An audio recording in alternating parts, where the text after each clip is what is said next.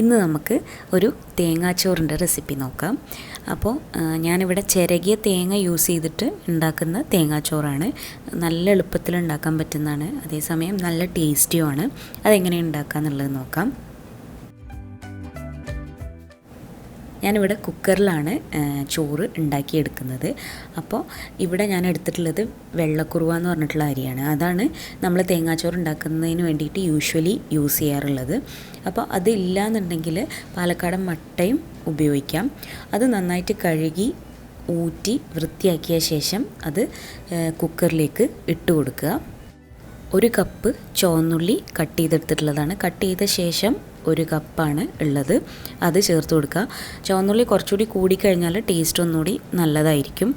പിന്നെ 2 കപ്പ് തേങ്ങ, ചിരകിയ തേങ്ങ, 1 ടേബിൾ സ്പൂൺ ഉലുവ, ആവശ്യത്തിന് ഉപ്പ്.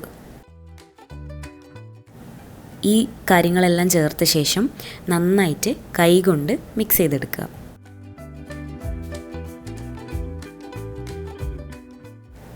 അരി നന്നായിട്ട് മിക്സ് ചെയ്തെടുത്ത ശേഷം അതിലേക്ക് തിളച്ച വെള്ളം ഒഴിച്ചു കൊടുക്കുക.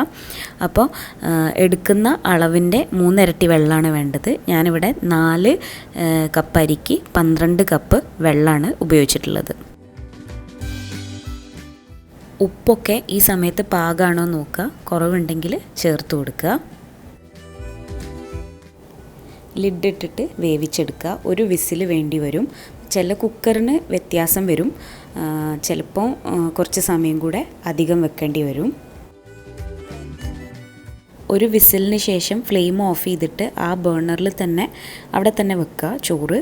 എന്നിട്ട് പ്രഷർ മുഴുവൻ പോയി കഴിഞ്ഞാൽ നമുക്ക് ലിഡ് തുറന്ന് ചോറ് മിക്സ് ചെയ്ത് കൊടുക്കാം.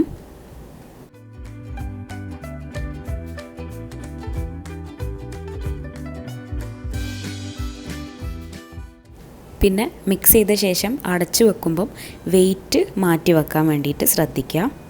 റെസിപ്പി ട്രൈ ചെയ്ത് നോക്കാൻ മറക്കരുത്. വീഡിയോ ഇഷ്ടമായിട്ടുണ്ടെങ്കിൽ ലൈക്ക് ചെയ്യാനും ചാനൽ സബ്സ്ക്രൈബ് ചെയ്യാനും മറക്കരുത്. അപ്പോൾ അടുത്ത വീഡിയോ ആയിട്ട് കാണുന്നവരേക്കും ബൈ.